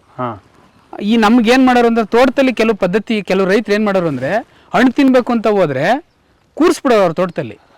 ಅವ್ರನ್ನ ಕೂರಿಸೋರು, ನಿನಗೆ ಎಷ್ಟು ಬೇಕೋ ತಿನ್ಬೋದಿತ್ತು. ನಾವು ದಪ್ಪ ಹಣ್ಣು ತಂದು, ಕಲ್ಲಂಗಡಿ ಹಣ್ಣ ದಪ್ಪದು, ಎಷ್ಟು ತೋಟದಲ್ಲಿ ಎಷ್ಟು ದಪ್ಪ ಇದಾವೋ ಅಷ್ಟು ದಪ್ಪದ್ರಲ್ಲಿ ದಪ್ಪ ಹಣ್ಣು ತಂದು ಕಟ್ ಮಾಡಿ ಕೊಡೋರು, ಕಂಡೀಷನ್ ಹಾಕೋರು. ನೀನು ಆಚೆಗೆ ಹೋಗಂಗಿಲ್ಲ, ಇಲ್ಲೇ ತಿಂದ್ಬಿಟ್ಟು ಬೀಜ ಇಲ್ಲೇ ಕೊಟ್ಟೋಗ್ಬೇಕು. ಇದು ಯಾತಕ್ಕೆ ಅಂತಂದ್ರೆ, ರೈತ ಹಣ್ಣು ವೇಸ್ಟ್ ಆಗಬಾರ್ದು, ಇನ್ನೊಬ್ರು ತಿನ್ಬೇಕು. ಅವನು ನೆಕ್ಸ್ಟ್ ಇಯರ್ಗೆ ಬೀಜ ಉತ್ಪಾದನೆಗೋಸ್ಕರ ಅದನ್ನ ಮಾಡಿಕೋತಿದ್ದ. ಮಗ ಕೃಷಿ ಮಾಡಕ್ ಸ್ಟಾರ್ಟ್ ಮಾಡಿ ಏನ್ ಮಾಡ್ದ ಅಂದ್ರೆ, ದಪ್ಪ ಹಣ್ಣನ್ನೆಲ್ಲ ಮಾರ್ಕೆಟಿಗೆ ಕಳಿಸ್ಬಿಟ್ಟ, ಎಕ್ಸ್ಪೋರ್ಟ್ ಮಾಡ್ಬಿಟ್ಟ, ದುಡ್ಡು ಮಾಡ್ಬಿಟ್ಟ. ನೆಕ್ಸ್ಟ್ ಇಯರ್ ಹಾಕ ಇಷ್ಟಪದ ಕಾಯಿ ಹಾಕಿದ್ರೆ ಅದ್ರಲ್ಲಿ ಬೀಜ ಹಾಕಕ್ ಸ್ಟಾರ್ಟ್ ಮಾಡ್ದ, ಅದಾಗ ಇಳುವರಿ ಬರ್ಲಿಲ್ಲ. ಆಗ ಏನಾಯ್ತು, ಕಂಪನಿಗಳು ಹತ್ರ ಹೋಗಿ ಕೈ ಚಾಚಂಗ್ ಆಯ್ತು. ನಮ್ಮ ತಳಿಗಳು ಹೋಗಿದ್ದೆ ಹಿಂಗೆ. ನಮ್ಮ ಹೀರೆಕಾಯಿ ಇಷ್ಟುದ್ದ ಬರ್ತದೆ, ನಮ್ಮ ಪಡವಲಕಾಯಿ ಇಷ್ಟುದ್ದ ಬರ್ತದೆ. ಅದು ಟ್ರಾನ್ಸ್ಪೋರ್ಟೇಷನ್ ಕಷ್ಟ ಅಷ್ಟೇ. ಅದರಲ್ಲಿರೋ ನ್ಯೂಟ್ರಿಷನ್ಸ್ಗಳು, ಅದರಲ್ಲಿರೋ ಐಟಮ್ಸ್ಗಳು, ಅದರಲ್ಲಿ ಬೇಕಾಗಿರೋಂಥವು ಏನು ಬೇಕೋ ಅದು, ಅದರಲ್ಲಿ ಇರೋಂಥ ಗುಣಗಳು ಹೆಚ್ಚುವರಿಯಾಗಿತ್ತು. ನಮಗೆ ಟ್ರಾನ್ಸ್ಪೋರ್ಟೇಷನ್ ಕಷ್ಟ ಆಗಿದ್ದರಿಂದ ಅದು ಮೂಲೆ ಗುಂಪಾಯ್ತು. ಇಲ್ಲ ಅಂದಿದ್ರೆ ಇವತ್ತು ನೋಡಿ, ಇವತ್ತು ಪಡವಲಕಾಯಿ ಇಷ್ಟುದ್ದ ಬಂದಿದೆ, ನಮ್ಮಲ್ಲಿ ಇದ್ದಿದ್ದು ಇಷ್ಟುದ್ದ ಪಡವಲಕಾಯಿ, ಇಷ್ಟುದ್ದ ಬದನೆಕಾಯಿ ಬಂದಿದೆ, ನಮ್ಮಲ್ಲಿ ಇಷ್ಟು ಶುದ್ಧ ಇದಾವೆ, ಅಷ್ಟು ಶುದ್ಧದ ಬದನೆಕಾಯಿ ಇದಾವೆ, ಹೀರೆಕಾಯಿ ಇದೆ, ಸೋರೆಕಾಯಿ ಇದೆ, ಕುಂಬಳಕಾಯಿ, ನಮ್ಮಲ್ಲಿ ತಂಬುರಿ, ನಮ್ಮ ಮನೇಲಿ ನಮ್ಮ ಚಿಕ್ಕಪ್ಪ ಎಲ್ಲ ತಂಬೂರಿ ನುಡಿಸ್ತಾ ಇದ್ರು, ಇಟ್ಕೊಂಡಿದ್ರು ಅವರು ತಂಬೂರಿ ಸೋರೆಕಾಯಿನಲ್ಲಿ ತಂಬೂರಿ ಅಷ್ಟು ದಪ್ಪ ತರಕಾರಿ ಬರ್ತಿತ್ತು. ಅದು ಟ್ರಾನ್ಸ್ಪೋರ್ಟೇಷನ್ಗೆ ಇರಲಿಲ್ಲ. ಅದಕ್ಕೆ ಹೇಳೋದು, ಯಾವಾಗ 30 ಕಿಲೋಮೀಟರ್ಸ್ 40 ಕಿಲೋಮೀಟರ್ಸ್ ಒಳಗಡೆ ಏನು ಊಟ ಇದೆ ಅದನ್ನ ಬಳಸ್ತಿದ್ರೆ ಅವಾಗ ಏನು ಅವಶ್ಯಕತೆ ಇರಲಿಲ್ಲ. ಯಾವಾಗ ಇದು ನಾವು ಹೈಬ್ರಿಡ್ ಅಂತ ಬಳಸ್ಕೊಂಡು ಹೈಬ್ರಿಡ್ಗೆ ಹೋಗಿ ನಾವು ಇನ್ನೊಂದು ಕಡೆ ಹೋಗಿ ದುಡ್ಡು ಮಾಡಬೇಕು ಅಥವಾ ಇನ್ನೊಂದೇನೋ ಒಂದು ದುರಾಸೆಗೆ ಹೋಗಿ ಏನು ಮಾಡಕ್ಕೆ ಹೋದ್ವಿ, ನಮ್ಮ ತಳಿಗಳನ್ನೆಲ್ಲ ಹಾಳು ಮಾಡ್ಕೊಂಡ್ವಿ. ಓಕೆ ಸರ್, ಒಳಗಡೆ ಹೋಗೋಣ. ಹೋಗೋಕ್ಕೂ ಮುಂಚೆ ಈ ಗೇಟ್ ಏನು ಸರ್ ಇದು? ಇಲ್ಲೇನು ಪ್ಲಾಸ್ಟಿಕ್ ಹಾಕಿದ್ದೀರಾ ಸರ್? ಇದು ಏನಂತಂದರೆ ಇಲ್ಲಿ ನಾನು ಬರೋದು ವಾರಕ್ಕೆ ಒಂದಿನ ಸರ್. ವಾರಕ್ಕೆ ಒಂದೇ ದಿನ ಈ ತೋಟಕ್ಕೆ ಬರುವಂಥದ್ದು. ಯಾಕೆಂದ್ರೆ ಭಾನುವಾರ ಅಥವಾ ರಜೆ ಇರೋ ದಿವಸ. ಇಲ್ಲಿ ನಾನು ಹೇಳ್ಬೇಕು ಅಂದ್ರೆ ವಾರದಲ್ಲಿ ಒಂದಿನದ ರೈತರು ಅಷ್ಟೇ ನಾವು. ಇಲ್ಲೆಲ್ಲ ಇನ್ನೇನು ನಮ್ದೇನು ಜಾಸ್ತಿ ಜಾಗ ಏನಿಲ್ಲ. ಇಲ್ಲಿ ನಾವು ಮಾಡ್ಕೊಂಡಿರೋದು ಏನಂತಂದ್ರೆ ಆದಷ್ಟು ನಾವು ಲೋಕಲ್ನ ಬಳಸ್ಕೊಂಡು ನಾವು ಕಡಿಮೆ ದುಡ್ಡಿನಲ್ಲಿ ಏನೋ ಒಂದು ವ್ಯವಸ್ಥೆ ಮಾಡ್ಕೊಂಡ್ಬೇಕು ಅಂದ್ಬಿಟ್ಟು ಈಗ ನಾವು ಕಡಿಮೆ ಜಾಗ ಬಂಡವಾಳ ಜಾಸ್ತಿ ಹಾಕ್ತಿವಿ. ಬಂಡವಾಳ ಹಾಕಿದಾಗ ಏನಾಗುತ್ತೆ, ಮೈಂಡು ಓ ಬಂಡವಾಳ ಹಾಕಿದಾನೆ ಇವಾಗ ಬಂಡವಾಳ ತೆಗಿಬೇಕು ಅನ್ನೋ ಮೈಂಡ್ ಬರ್ತದೆ. ಓ ಕರೆಕ್ಟ್. ಮನುಷ್ಯನಿಗೆ ಹೆಂಗೆ ಅಂತಂದ್ರೆ 10,000 ರೂಪಾಯಿ ಇನ್ವೆಸ್ಟ್ ಮಾಡದ ಅಂದ್ರೆ ಅವನು 11,000 ರೂಪಾಯಿಗೆ ಅಥವಾ 12,000 ರೂಪಾಯಿಗಾದ್ರೂ ಗೆಸ್ ಮಾಡ್ತಾನೆ. ಇಲ್ಲಿ ನಾನು ಜಮೀನಿಗೆ ಹಾಕ್ಬಿಟ್ಟಿದ್ದೀನಿ, ಈಗ 7 ಲಕ್ಷ ರೂಪಾಯಿ ಹಾಕ್ಬಿಟ್ಟಿದ್ದೀನಿ, 7 ಲಕ್ಷ ರೂಪಾಯಿ ಬರಲೇಬೇಕು ಅಥವಾ ನನಗೆ ಇದನ್ನ ತಗೊಬೇಕು ಅಂತ ಮೈಂಡಲ್ಲಿ ಹೋದಾಗ ನನಗೆ ಆವಾಗ ನಾನು ಮೈಂಡ್ ಡೈವರ್ಟ್ ಮಾಡ್ಬೇಕಾಗತ್ತೆ. ನಾನು ಅದಕ್ಕೆ ಕಮರ್ಷಿಯಲ್ಗೆ ಹೋಗ್ಬೇಕಾಗತ್ತೆ ಅಥವಾ ನಾವು ಕೆಮಿಕಲ್ಗೆ ಹೋಗ್ಬೇಕಾಗತ್ತೆ. ಈಗ ನನಗೆ ಇಲ್ಲಿ ನಾನು ಲೋಕಲ್ ಅಲ್ಲಿ ಸಿಕ್ಕಿರೋಂಥ ವಸ್ತುಗಳನ್ನೇ ನಾವು ಬಳಸ್ಕೊಳ್ತಾ ಹೋಗೋದ್ರಿಂದ ಇದೇನು ಕಟ್ಟಿದ್ದೀನಿ ಅಂದ್ರೆ ಇದು ಆಕ್ಚುಲಿ ಇದೆಲ್ಲ ನಮ್ಮಲ್ಲಿ ಪದ್ಧತಿ ಇದೆ. ಇದು ವಾತಾವರಣದಲ್ಲಿ ಇಬ್ನಿ ಬೀಳುತ್ತೆ, ರಸ್ಟ್ ಆಗುತ್ತೆ. ಅದಕ್ಕೋಸ್ಕರ ನಾನು ಏನ್ ಮಾಡಿದ್ರೆ ಒಂದು ಪ್ಲಾಸ್ಟಿಕ್ ಕಟ್ಬಿಟ್ಟು ಬೀಗ ಹಾಕ್ಬಿಟ್ಟು ಹಿಂಗ್ ಕಟ್ಬಿಟ್ಟು ಹೊಟ್ಟೋಗ್ತೀನಿ. ಏಕೆಂತಂದ್ರೆ ಇದು ಆಮೇಲೆ ಕೀ ತೆಗಿಯಕ್ ಬರಲ್ಲ. ಇದಕ್ಕೆ ಯಾವಾಗ ಆಯಿಲ್ ಹಾಕ್ಬೇಕು, ಮೇಂಟೈನ್ ಮಾಡ್ಬೇಕು. ಅದ್ರ ಬದಲು ಒಂದು ದಾರದಲ್ಲಿ ಅಥವಾ ಏನಾದ್ರು ಒಂದು ಪ್ಲಾಸ್ಟಿಕ್ ಕಟ್ಬಿಟ್ರೆ ಬಹಳ ಅನುಕೂಲ ಆಗುತ್ತೆ. ಮತ್ತೆ ನಮಗೆ ನೋಡಿ ಇಲ್ಲಿ ರೆಸ್ಟ್ ಹಿಡಿದಿದೆ, ಈ ತರ ಒಳಗಡೆನೂ ರೆಸ್ಟ್ ಹಿಡಿದ್ಬಿಟ್ರೆ ನಾನು ಯಾವಾಗ ಬೀಗ ಚೇಂಜ್ ಮಾಡ್ಬೇಕು. ಕರೆಕ್ಟ್. ಈಗ ಒಂದು ವಾರ ಎಲ್ಲ ತೆಗ್ದಿರಲ್ಲ, ಡೈಲಿ ತೆಗೆದ್ರೆ ಏನೋ ತೊಂದರೆ ಇರಲ್ಲ. ಅನುಭವದ ಮೇಲೆ ಅನುಭವ ಸರ್, ಇದೆಲ್ಲ ಅನುಭವ ಅಲ್ವಾ? ಇದೆಲ್ಲ ಅನುಭವ. ತೋಟಕ್ಕೆ ಬಂದು ನೀವು ಕೆಲಸ ಮಾಡಿದ್ರೆ ಬೀಗ ತಂದು ಹಾಕಿದ್ರೆ ಈಗ ಇಲ್ಲಿ ರೆಸ್ಟ್ ಹಿಡಿದಿದೆಯಲ್ಲ, ಇಲ್ಲಿ ರೆಸ್ಟ್ ಹಿಡಿದಂಗೆ ಒಳಗಡೆ ರೆಸ್ಟ್ ಹಿಡಿದ್ರೆ ಇಲ್ಲಿ ಒಳಗಡೆ ರೆಸ್ಟ್ ಹಿಡಿದ್ರೆ ಬೇಗ ಬೆಂಡ್ ಆಗ್ಬಿಡುತ್ತೆ, ಒಳಗಡೆ ಬೆಂಡ್ ಆಗುತ್ತೆ. ಅಥವಾ ನಾನು ಬಂದಾಗ ನನ್ಗೆ ಬೀಗ ತೆಗಿಯಕ್ಕೆ ಆಗಲ್ಲ, ಹಾಕವಾಗ ಹಾಕಕ್ಕಾಗಲ್ಲ. ಆ ತರ ಹಾಕ್ಬಿಟ್ಟು ಒಳಗಡೆ ಹೋಗಿ ತೆಗಿಬೇಕು ಅಂದಾಗ ಆಗಲ್ಲ, ಇದು ತೆಗಿಯಕ್ಕಾಗಲ್ಲ, ಲಾಕ್ ಆಗ್ಬಿಡ್ತೀರಾ ಒಳಗಡೆ. ಅನುಭವದಿಂದ ನೀವು ಈ ಪ್ಲಾಸ್ಟಿಕ್ ಹಾಕಿದ್ದೀರಾ? ಹೌದು, ಪ್ಲಾಸ್ಟಿಕ್ ಹಾಕಿ ಅನುಭವ ಪಾಠ ಕಲಿಸುತ್ತೆ ಸರ್. ಖಂಡಿತ.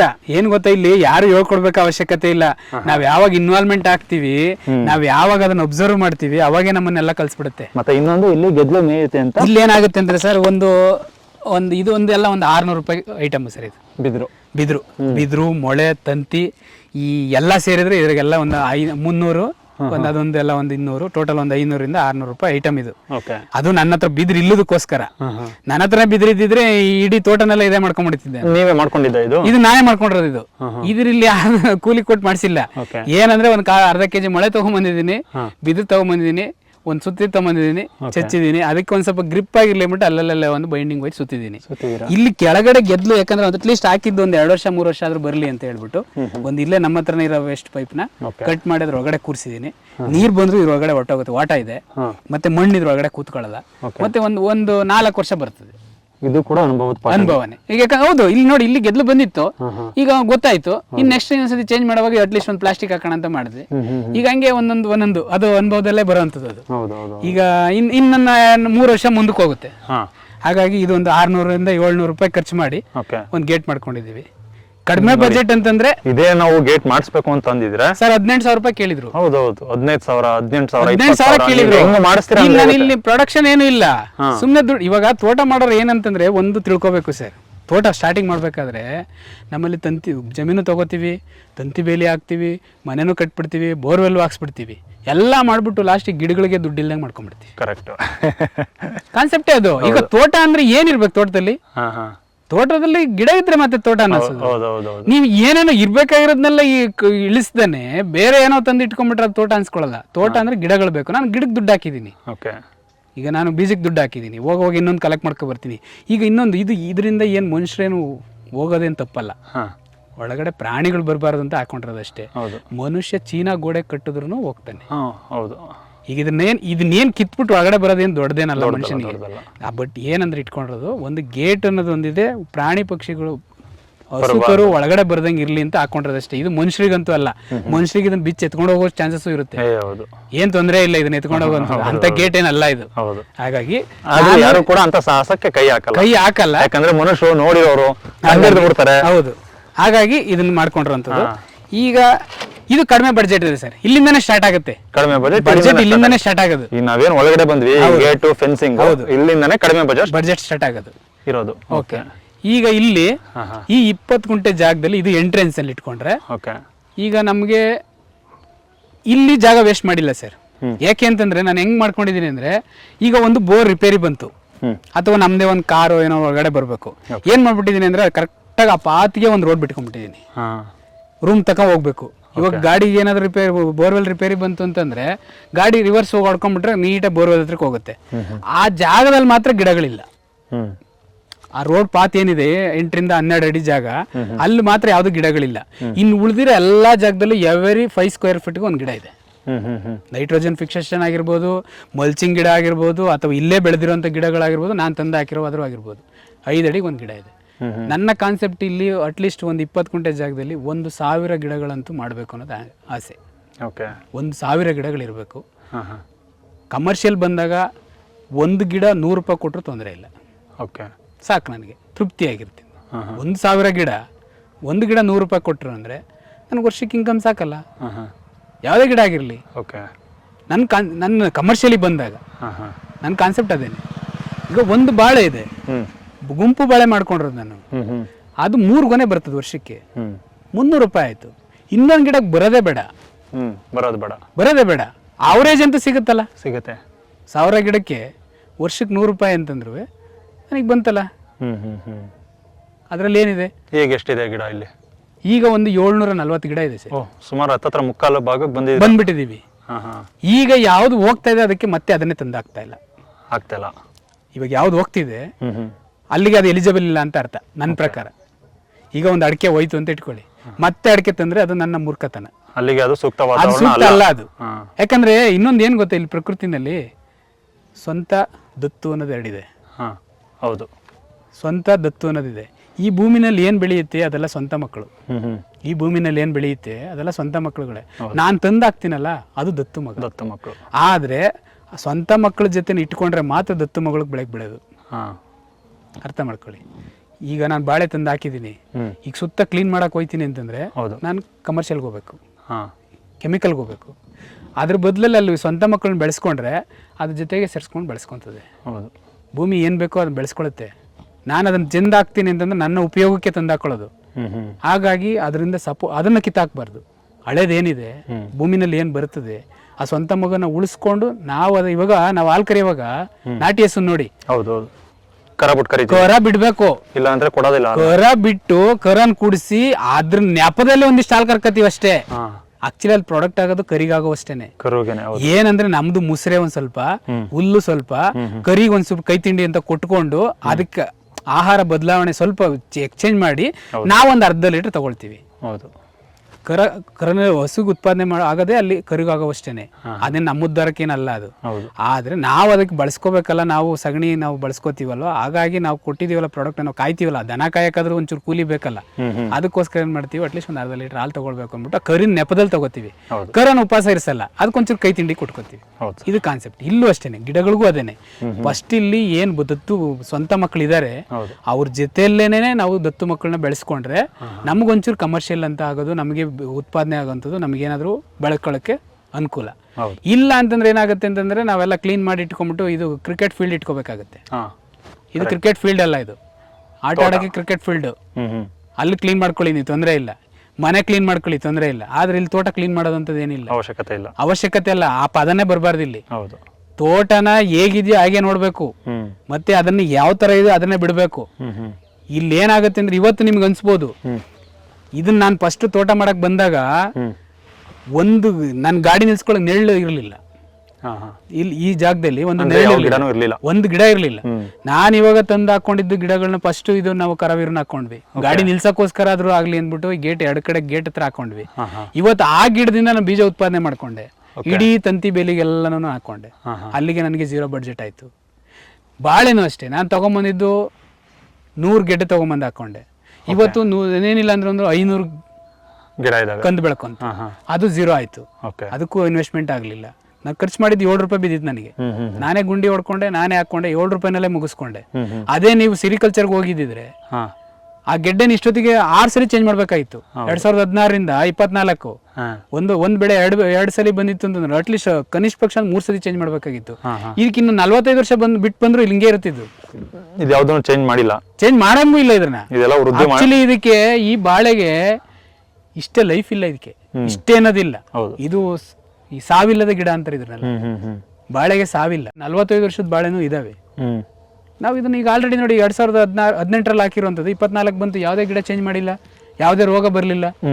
ಎಷ್ಟು ಬರುತ್ತೋ ಅಷ್ಟೇ ಬರ್ಲಿ, ತೊಂದರೆ ಇಲ್ಲ. ಈಗ ನೀವು ಬಾಳೆಗೆ ಮಾತ್ರ ಸಾವಿಲ್ಲದ ಗಿಡ ಅಂತ ಇದ್ರಲ್ವಾ, ನಾನು ಹೇಳ್ತೀನಿ ಪ್ರತಿಯೊಂದು ಗಿಡಕ್ಕೂ ಆ ಜಾಗದಲ್ಲಿ ಸಾವಿರದೇ ಇಲ್ಲ ಅಂದ್ರೆ ಅದು ಸ್ವಂತ ಆಗ್ಬೇಕು, ಅದು ಸ್ವಂತದ್ದಾಗ್ಬಿಡ್ಬೇಕಲ್ಲಿ. ಅದೇನೆ, ಅದು ಸ್ವಂತವಾಗೇ ಅದು ಜಾಗ ಬಯಸೋದು. ಹೌದು, ಆದ್ರೆ ನಾವು ಕಿತ್ತಾಕ್ತಿವಿ. ಹೌದು, ಈಗ ಏನ್ ಗೊತ್ತಾ, ತೊಗರಿನೂ ಅಷ್ಟೇ ಸರ್. ತೆಂಗಿದೆಯಲ್ಲ ಸರ್, ತೆಂಗು ಬಿಟ್ಬಿಡಿ, ಅದ್ರ ತೆಳ್ಳೆಲ್ಲ ಕೆಳಗ್ ಬಿದ್ದು ಅಲ್ಲೇ ಮೊಳಕೆ ಹೊಡೆದು ಅಲ್ಲೇ ಗಿಡ ಆಗಿರುತ್ತೆ ಸರ್. ಇನ್ನೊಂದು ದೇವಸ್ಥಾನಕ್ಕೆ ಇದು ನಮಗೆ ಗೊತ್ತಿಲ್ಲ ಆಕ್ಚುಲಿ, ನಮ್ಮ ಪರಂಪರೆ, ನಾನಿಲ್ಲಿ ವಿಚಾರ ಎಲ್ಲಾನು ಮಾತಾಡ್ತೀನಿ, ಮಾತಾಡಿ. ಕೃಷಿ ಒಂದೇ ಅಲ್ಲ ಇಲ್ಲಿ, ಕೃಷಿ ಎಲ್ಲ ಬಂದಿರೋದು ಕೃಷಿಯಿಂದನೇ. ಈಗ ನಾವು ದೇವಸ್ಥಾನಕ್ಕೆ ಬಾಳೆಹಣ್ಣು ತೆಂಗಿನಕಾಯಿ ಮಾತ್ರ ತಗೊಂಡೋಗ್ತೀವಿ. ಹೌದು, ಇನ್ ಬೇರೆ ಏನು ತಗೊಂಡೋಗಲ್ಲ. ಅವೆರಡೇ ತಗೊಂಡೋಗೋದು. ಯಾತಕ್ಕೆ ಅಂತ ಕೇಳಿದ್ರೆ ಪೂಜೆ ಮಾಡೋ ಪೂಜಾರಿಗೂ ಗೊತ್ತಿಲ್ಲ. ಹೌದು ಹೌದು ಹೌದು. ಆ ಕಾರಣ ಏನು ಅಂತಂದ್ರೆ ಅದು ಸ್ವಂತ ಬೀಜದಿಂದ ಹುಟ್ಟುವಂತ ಗಿಡ. ಹೌದು, ಯಾರೇ ತಿಂದು ಅಥವಾ ಇನ್ನೊಂದು ಉಪಯೋಗಿಸಿ ಬಿಸಾಕಿ ಇದರಿಂದ ಬರಲ್ಲ. ಅದು ಪೂರ್ಣ ಮಟ್ಟದ್ದು ಅಂತ ಅದರ ಅರ್ಥ. ಹೌದು, ಪರಿಪಕ್ವವಾಗಿ ಪೂರ್ಣ ಮಟ್ಟದ್ದಾಗಿದ್ದಂಥದ್ದು ಮಾತ್ರ ದೇವಸ್ಥಾನಕ್ಕೆ ದೇವ್ರಿಗೆ ಅರ್ಪಣೆ ಮಾಡುವಂಥದ್ದು. ಹೌದು, ಹಾಗಾಗಿ ನೋಡಿ ತೆಂಗು ಅಷ್ಟೇನೆ, ಫುಲ್ ಕಾಯಿ ಫುಲ್ ಹಾಕ್ಬೇಕು, ಅದ್ನ್ಯಾರು ತಿನ್ನಕ್ಕಾಗುತ್ತೆ, ಮೊಳಕೆ ಬರುತ್ತೆ. ಬಾಳೆಹಣ್ಣು ಅಷ್ಟೇನೆ, ಮತ್ತೆ ಅದು ಗೆಡ್ಡೆಯಿಂದನೇ ಬರುವಂಥದ್ದು. ಹಾಗಾಗಿ ಅವು ಎರಡು ಪದ್ಧತಿ, ಬಾಳೆಹಣ್ಣು ತೆಂಗಿನಕಾಯಿನೇ ದೇವ್ರ ಪೂಜೆಗೆ ದೇವಸ್ಥಾನಕ್ಕೆ ತಗೊಂಡೋಗ್ತೀವಿ ಅನ್ನೋದಕ್ಕೆ ಕಾರಣ ಇದೆ ಇಷ್ಟೇನೆ. ಅವೆರಡು ಪೂರ್ಣವಾಗಿರುವಂಥವು, ಪರಿಪಕ್ವವಾಗಿರುವಂಥವು. ಹಾಗಾಗಿ ನಮ್ಮಲ್ಲಿ ನಾವೇನು ಬಳಸ್ತೀವಿ, ನಾವೇನು ಆಚಾರ ವಿಚಾರ ನಮ್ಮಲ್ಲಿ ಇದೆ ಅದನ್ನು ನಾವು ಅರ್ತ್ಕೋಬೇಕು, ಫಸ್ಟ್ ತಿಳ್ಕೊಬೇಕು. ಮೂಲ ತಿಳ್ಕೊಂಬಿಟ್ರೆ ಇದು ಮೂಢನಂಬಿಕೆ ಅಲ್ಲ ಅದು. ಹೌದು ಸರ್. ಇವತ್ತು ನೋಡಿ, ಈ ಕಡೆಯಿಂದ ತಗೊಂಡೋಗುವಾಗ ಬಾಳೆ ಗೊನೆ, ಇಲ್ಲಿಂದ ತಗೊಂಡೋಗುವಾಗ ಬಾಳೆ ಗೊನೆ ಆಗಿರುತ್ತೆ, ಮನೆಗೆ ತಗೊಂಡೋಗಿರುವಾಗ ಬಾಳೆ ಕಾಯಾಗಿ ಬಾಳೆಹಣ್ಣು ಆಗುತ್ತೆ. ಜಸ್ಟ್ ದೇವ್ರ ಮನೆಯಿಂದ ಈಚೆ ತಂದ ತಕ್ಷಣ ಪ್ರಸಾದ ಆಗ್ಬಿಡುತ್ತೆ. ಹೌದು, ಅಂದ್ರೆ ನಮ್ಮ ಸಂಸ್ಕೃತಿ, ನಮ್ಮ ಭಾವನೆ, ನಮ್ಮ ರಕ್ತಗತವಾಗಿದೆ ಅದು. ಅದನ್ನ ಬಾಳೆಹಣ್ಣನ್ನಲ್ಲ ನಾವು ಗೊನೆ ಫುಲ್ ತಗೊಂಡೋದ್ರು ಬಾಳೆ ಗೊನೆಯನ್ನಲ್ಲ, ಅದ್ ದೇವ್ರ ಮನೆಯಿಂದ ಹೋಗಿ ವಾಪಸ್ ಬಂದು ಅಥವಾ ದೇವಸ್ಥಾನದಿಂದ ಈಚೆ ಬಂದ ತಕ್ಷಣ ಅದನ್ನ ಪ್ರಸಾದ ಆಗುತ್ತೆ. ಪ್ರಸಾದ ಅಂದ್ರೆ ನಮ್ಮ ಭಾವನೆ, ಅದು ನಮಗೆ ಬಂದಿರುವಂಥದ್ದು, ಪೂರ್ವಜರಿಂದ ಬಂದಿರುವಂಥದ್ದು, ನಮಗೆ ರಕ್ತಗತವಾಗಿ ಬಂದಿರುತ್ತೆ. ಈ ಕಾನ್ಸೆಪ್ಟ್ಗಳನ್ನೆಲ್ಲ ನಾವೇನ್ ಮಾಡ್ಬೇಕು ಅಂದ್ರೆ, ನಾವು ಮೂಢನಂಬಿಕೆಯಿಂದ ಅಂತಲ್ಲ, ಅದು ನಾವು ತಿಳ್ಕೋಬೇಕು. ಹೌದು, ನಾವು ತಿಳ್ಕೊಂಡು ಅರ್ಥಕೊಂಡು ಅದನ್ನ ನಾವು ರೂಪಿಸ್ಕೊಂಡು ಹೋಗ್ಬೇಕು. ಅರಿವೇ ಗುರು ಅಂತ ಹೇಳಿದ್ದಾರೆ. ನಮ್ಮ ಅರಿವೇ ನಮಗೆ ಗುರು ಆಗ್ಬೇಕು. ಹೌದು, ಸುಮ್ಮನೆ ನಾವು ಏನೋ ಕಾಟಾಚಾರಕ್ಕೆ ಮಾಡಿದ್ದಾರೆ, ಏನೋ ಮಾಡಿದ್ದಾರೆ ಅಂತ ಅನ್ನೋದಲ್ಲ. ಹಾಗಾಗಿ ಇಲ್ಲಿ ಈ ಗಿಡಗಳಿಗೆ, ಈ ತೋಟದಲ್ಲಿ ಏನ್ ಬಂದಿದೆ ಅಂದ್ರೆ, ನಾವಿವಾಗ ಒಂದು 28 ಗಿಡಗಳಿದೆ ತೆಂಗು, ಒಂದು 100 ಅಡಿಕೆ ಇದೆ. 100 ಅಡಿಕೆ ನೋಡಿ ಸರ್, ಎಲ್ಲರೂ ಹೇಳ್ತಾರೆ ಅಡಿಕೆಗೆ ಏನೋ ಹಾಕ್ಬೇಕು, ಅದನ್ನ ಹಾಕ್ಬೇಕು, ಇದನ್ನ ಹಾಕ್ಬೇಕು, ಏನೇನೋ ಅವ್ರಿಗೆ ಇಷ್ಟ ಬಂದಿದ್ದು ಹೇಳ್ತಾರೆ. ಅಡಿಕೆ ಬೇಡ, ಒಂದು ತೋಟ ಅಂತಾನೆ ತಗೊಳ್ಳೋಣ. ಹೌದು, ತೋಟ ಗೊಬ್ಬರ ಹಾಕ್ಲೇಬೇಕು ಅಂತಾನೆ ಹೇಳ್ತಾರೆ. ಸಗಣಿ ಗೊಬ್ಬರ ಇಲ್ಲ ಜೀವಾಮೃತ, ಏನು ಎಲ್ಲ ಜೀವಾಮೃತ ಮಾಡಿ ಅಲ್ಲ, ಅದು ಸಗಣಿ ಮೂಲನೇ, ಗಂಧದ ಮೂಲನೇ. ಹೌದು, ಜೀವಾಮೃತ ಅಂದ್ರೆ ಅದೇನು ಬರ್ಲಿಲ್ಲ, ಅದು ಹೌದು ಹಸುವಿಂದನೇ ಎಲ್ಲ ಬಂದಿರೋದು. ಮಾಡಿ ಹಸು ಇಲ್ದೆ ಮಾಡಕ್ಕಾಗಲ್ಲ, ಹಸು ಇಲ್ದೇನೆ ಮಾಡಕ್ಕಾಗಲ್ಲ ಅನ್ನೋರು ಖಂಡಿತ ಸುಳ್ಳು. ಹಸು ಇಲ್ದೇನೆ, ನಾನು ಅವಾಗ ಹೇಳಿದೆ, ಎಕ್ಸಾಂಪಲ್ ಕೊಟ್ಬಿಟ್ಟೆ. ಹಸು ಏನು, ಜಸ್ಟ್ ಬಲ್ಪು, ಅದನ್ನ ಉಪಯೋಗ ಮಾಡ್ಕೊಂಡ್ವಿ, ನಮ್ಮ ತ್ಯಾಜ್ಯಗಳನ್ನ ತಿಂತು ಅದ್ರ ತ್ಯಾಜ್ಯಗಳಿಂದ ನನಗೆ ಅದು ಕೊಡ್ಬೇಕಾದ ಕೊಡ್ತು, ತಿನ್ಕೊಂಡು ಬಲ್ಪ್ ಹಾಕೊಂಡು ಲೈಟ್ ಬೆಳ್ಕೊಂಡ್ವಿ ಅಷ್ಟೇ. ಹಸು ಬಂದಿದ್ದು ಅಲ್ಲೇ ಆ ಕಾನ್ಸೆಪ್ಟ್ ಇಂದಾನೆ ಬಂದಿದ್ದು. ನಮಗೆ ಹೈನುಗಾರಿಕೆ ಅನ್ನೋದು ಬಂದಿದ್ದು ಅಲ್ಲೇನೆ. ಪಶುಸಂಗೋಪನೆ ನಮ್ಮ ಜೊತೆ ಬಂದಿದ್ದು, ಉಪಕಸುಬಾಗಿ ಬೆಳ್ಕೊಂತು, ಮುಂದೆ ಅದು ಕಾಲಾಂತರ ಪರಿವರ್ತನೆ ಆಯ್ತು. ಇಲ್ಲಿ ಈ ಗಿಡಗಳಿಗೆ ಸಗಣಿನೇ ಹಾಕ್ಬೇಕು ಅನ್ನೋದೇನು ಬಳಸಂಗಿಲ್ಲ. ಈಗ ನೋಡಿ, ಈ ಅಡಿಕೆ ನಾನು 2019 ನಾನು ಕೊರೋನಾ ಟೈಮಲ್ಲಿ ಹಾಕಿರೋದು. ನಾನು ಸುತ್ತ ನಾನು ನೋಡ್ತೀನಿ, ನಾನು ಏನು ಮಾಡಿಲ್ಲ, ಈ ಜಸ್ಟ್ ಈ ರೋಡ್ ಪಕ್ಕದಲ್ಲಿ ಇರೋದನ್ನ ಕುಯ್ದಿದ್ದೀನಿ, ಇಲ್ಲಿ ಗರಿ ಬಿದ್ದಿರೋದನ್ನ ಇಲ್ಲಿ ಹಾಕಿದೀನಿ, ಇಲ್ಲಿ ಏನ್ ಬಿಡುತ್ತಿತ್ತು ಸೈಡ್ ಅಲ್ಲಿ ಇರೋಂಥ ಗಿಡಗಳನ್ನ ಕತ್ತರಿಸಿರೋದನ್ನ ಇಲ್ಲಿ ಹಾಕಿದೀನಿ. ಇದಕ್ಕೆ ಯಾವುದೇ ಆದಂತ ಗೊಬ್ಬರ ಕೊಟ್ಟಿಲ್ಲ, ಇರುವೆ ಗೂಡು ಇಟ್ಕೊಂತು, ಈ ಒಳಗಡೆ ಇರೋಂಥ ಜೀವಿಗಳೆಲ್ಲ ವರ್ಕ್ ಮಾಡ್ದು ಎಲ್ಲ ಬೆಳ್ಬೇಕಂತು. ಇವತ್ತು ನನ್ನ ಕೈನಲ್ಲಿ ಹಿಡ್ಕೊಳಕ್ ಆಗ್ತಾ ಇಲ್ಲ, ಈ ಕೈನಲ್ಲಿ ಹಿಡ್ಕೊಳಕ್ ಆಗ್ತಿಲ್ಲ. ನಾನು ದಾರ ತಗೊಂಡು ಮೆಜರ್ಮೆಂಟ್ ಮಾಡಿದೆ, 2.5 ಅಡಿ ಇದೆ. ಯಾವುದೇ ರೀತಿಯ ಗೊಬ್ಬರ ಕೊಟ್ಟಿಲ್ಲ. ಇದು ಗುಂಡಿ ತೋಡಿ ಏನ್ ಹಾಕಿದ್ರಿ ಗಿಡ ನೆಡುವಾಗ? ಏನೂ ಇಲ್ಲ, ಗಿಡ ಹಾಕಿದ್ರಿ ಅಷ್ಟೇ, ಅಷ್ಟೇ. ಗೊಬ್ಬರ ಹಾಕಿಲ್ಲ, ಯಾವುದೇ ಬ್ಯಾಕ್ಟೀರಿಯಾದ ಪುಡಿ ಹಾಕಿಲ್ಲ. ಅದ್ರದ್ದು ಏನು ಕಾನ್ಸೆಪ್ಟೇ ಇಲ್ಲ ನೋಡಿ. ನಾನು ಮನೆಯಿಂದ ಕಸ ತಗೊಂಡ್ಬಂದು ಹಾಕ್ತೀನಿ, ಎಲ್ಲ ಡಸ್ಟ್ ಆಯ್ತು, ಹೋಯ್ತು, ಎಲ್ಲ ಕ್ಲಿಯರ್ ಆಯ್ತು. ಈಗ ನೋಡಿ ನನ್ನ ಕೈಯಲ್ಲಿ ಹಿಡಿಯಕ್ ಆಗ್ತಿಲ್ಲ. ಪ್ಲಾಸ್ಟಿಕ್ ಬೇರೆ ಬೇರೆ ಅಂದ್ರೆ ಏನಾಗುತ್ತೆ ಅಂದ್ರೆ, ಈಗ ಮನೇಲಿ ತಂದಿದ್ದೀವಿ ಒಂದು ಏನು ತಂದು ಅಲ್ಲಿ ಹಾಕ್ಬಿಟ್ಟಿದೀನಿ, ಹಾಗಾಗಿ ಅದು ಹಂಗಂದ್ರೆ ಭೂಮಿ ಒಳಗೆ ಏನಾದ್ರು ಕಲೆ ಬೆರೆತ್ರೆ ಹೌದು ಅದು ಕಳಿಯಲ್ಲ. ಗೊತ್ತಾಯ್ತು. ಬಟ್ ಈಗಿನ ಪ್ಲಾಸ್ಟಿಕ್ ಅಲ್ಲೂ ಬಂದ್ಬಿಟ್ಟಿದೆ ಸರ್, ಬಿಸ್ಲಿಗೆನೆ ಎಲ್ಲ ಪುಡಿ ಪುಡಿ ಆಗ್ಬಿಡುತ್ತದೆ. ಹಾಗಾಗಿ ಮನೆಯಿಂದ ಕಸ ತಂದು ಹಾಕಿರೋದು ಇದನ್ನ ಒಂದ್ ಗಿಡಕ್ಕೆ ಒಂದೊಂದಷ್ಟೇ. ಈ ಭೂಮಿ ನೋಡಿ ಎಷ್ಟು ಮೃದುವಾಗಿದೆ, ಈ ರೀತಿ ಕೈಯಲ್ಲೇ ತೆಗಿಬೋದು ಸರ್, ಕೈಯಲ್ಲೇ ತೆಗಿಬೋದು. ಇರುವೆ ಗೂಡಿಟ್ಕೊಂಡಿದೆ. ಆಕ್ಚುಲಿ ನೀರು ನೀವು ಒಂದು ಬೋರ್ವೆಲ್ ಆನ್ ಮಾಡ್ಬಿಟ್ಟು ವಾಲ್ ತಿರುಗಿಸ್ಬಿಡಿ, 1-2 ಅಡಿಯಿಂದ ನೀರು ಆಚೆಗೆ ಹೋಗಲ್ಲ. ಆಕ್ಚುಲಿ ಹಿಂಗಿರ್ಬೇಕು, 2 ಅಡಿಯಿಂದ ನೀರು ಆಚೆಗೆ ಬಿಡಲ್ಲ. ಯಾವುದೇ ಗಿಡದ ಕೆಳಗಡೆ ಹಿಂಗಿರ್ಬೇಕು. ಹೌದು, ಕ್ಲೀನ್ ಆಗಿರ್ಬಾರ್ದು. ಕ್ಲೀನ್ ಅನ್ನೋ ಪದ ಇಲ್ಲ ಸರ್ ತೋಟದಲ್ಲಿ. ಕ್ಲೀನ್ ಅನ್ನೋದು ತೋಟದಲ್ಲಿ ಪದ ಇಲ್ಲ ನೋಡಿ. ಇದೆಯಲ್ಲ, ಇದು ನಮ್ಮ ಜೇನುಳಕ್ಕೆ ಬಹಳ ಅನುಕೂಲ. ಮತ್ತೆ ಇದು ಇದು ಕೊಡೋಷ್ಟು ನೈಟ್ರೋಜನ್ ಇನ್ನು ಯಾವ ಗಿಡಗಳು ಕೊಡಲ್ಲ. ಕರೆಕ್ಟ್. ಯಾಕೆಂತಂದ್ರೆ ಇದು ಮತ್ತೆ ಇದು ಆರೋಗ್ಯಕ್ಕೂ ಬಹಳ ಒಳ್ಳೇದು. ಹೌದು. ಇದ್ರ ತಿಂದ್ರೆ ಮೈ ಕೈ, ಇವಾಗ ನಾವೆಲ್ಲ ಕೆಲಸ ಮಾಡಿ ಹೋಗ್ತೀನಿ, ಇಲ್ಲಿ ಗುಂಡಿ ತೆಗೆದಿರ್ತೀನಿ, ಕೈ ಕಾಲು ನೋವು ಬಂದಿರುತ್ತೆ, ಆರಾಮ ತಿಂದ್ಬಿಡಿ, ಎಲ್ಲ ಮೈ ಕೈ ನೋವೆಲ್ಲ ಹೋಗುತ್ತಿದ್ರೆ. ಹೌದು, ಆಯುರ್ವೇದಿಕ್ ಅಷ್ಟಿದೆ. ಮತ್ತೆ ನಮಗೆ ಬೇಕಾಗಿರೋ ಇವಾಗ ನೋಡಿ, ಜೇನುಳ ಬರುತ್ತೆ, ಎಲ್ಲ ಮಕರಂದ ಇರ್ಕೊಳ್ಳುತ್ತೆ, ಮತ್ತೆ ಭೂಮಿನ ನೈಟ್ರೋಜನ್ ಫಿಕ್ಸೇಷನ್ ಮಾಡುತ್ತೆ, ಮತ್ತೆ ಹುಳ ಹುಟ್ಟುಗಳು ಒಳಗಡೆ ಬರಕ್ಕೆ ಜಾಗ ಇರಲ್ಲ, ಅವಕಾಶ ಕೊಡಲ್ಲ, ಧೈರ್ಯವಾಗಿ ಓಡಾಡ್ಬೋದು. ಇಲ್ಲೇನಿಲ್ಲ, ಗ್ಯಾರಂಟಿ ಇದೆ ಅಂತ. ಆಮೇಲೆ ನೋಡಿ, ಎಲ್ಲ ಗರಿ ಬಿತ್ತು. ಆಕ್ಚುಲಿ ಯಾಕೆ ಗೊಬ್ಬರ ಕೊಡಬಾರ್ದು ಅನ್ನೋದಕ್ಕೆ ಸರ್, ಒಂದು ತೆಂಗಿನ ಮರ ಅವರೇಜು ತಿಂಗಳಿಗೆ 1 ಗರಿ ಕೊಡ್ತದೆ. ಒಂದು ಗರಿ ತಿಂಗಳಿಗೆ, ಒಣ ಗರಿ ಕೆಳಗಡೆ ಬೀಳುತ್ತೆ, 12 ಗರಿ ಬರುತ್ತೆ. ಒಂದು ಗರಿ ನಮಗೆ 5 kg ಗೊಬ್ಬರ ಆದ್ರೂ ಸಾಕು. 5 kg ಗೊಬ್ಬರ ಆದ್ರೂ ಸಾಕು. ಹೌದು. 12 ಗರಿಗೆ ನಮ್ಗೆ ಎಷ್ಟು ಗೆಚೆ ಆಯ್ತು? 60 kg ಬಂತು. ಈಗಿನ ಗಿಡ ಇದಕ್ಕಿಷ್ಟೇ ಸಾಕು. ಮರ ಆದ್ಮೇಲೆ ಕಾಯಿ ಮೊಟ್ಟೆಗಳು ಬರ್ತದೆ, ತೆಂಗಿನಕಾಯಿದು ಮೊಟ್ಟೆ ಬರ್ತದೆ, ಅದೆಲ್ಲ ಉದುರಿಸ್ಕೊಳ್ಳುತ್ತೆ. ಗಿಡಕ್ಕೆ ಏನ್ ಬೇಕೋ ಅದನ್ನ ಅದು ರೆಡಿ ಮಾಡ್ಕೊಳ್ತಾ ಇದೆ. ಅದನ್ನ ಆಚೆಗೆ ಹಾಕೋದನ್ನ ತಪ್ಪಿಸ್ಬಿಟ್ರೆ ಸಾಕು. ಆಚೆಗೆ ಹಾಕೋದ್ ತಪ್ಪಿಸ್ಬಿಟ್ರೆ ಸಾಕು, ಅದು ಪ್ರೊಡಕ್ಟ್ ಮಾಡ್ಕೊಳುತ್ತೆ. ನಾವು ಗೊಬ್ಬರ ಕೊಡೋಂಥದ್ದು ಏನಿದೆ? ಅದಕ್ಕೇನ್ ಬೇಕೋ ಆಹಾರ ಅದೇ ಸೃಷ್ಟಿ ಮಾಡ್ಕೊಳುತ್ತೆ. ಇವಾಗ ನೋಡಿ, ಇದು ಸುತ್ತಳತೆ, ಇದಕ್ಕೆ ಯಾವ್ದು ಗುಂಡಿ, ಈಗ ಹೇಳ್ತಾರೆ ತೆಂಗು ತೇಲ್ಸಿ ನೆಡು, ಬಾಳೆ ಬಗ್ದು ನೆಡು ಅಂತ. ಕೈ ಬೊಬ್ಬೆ ಬಂತು.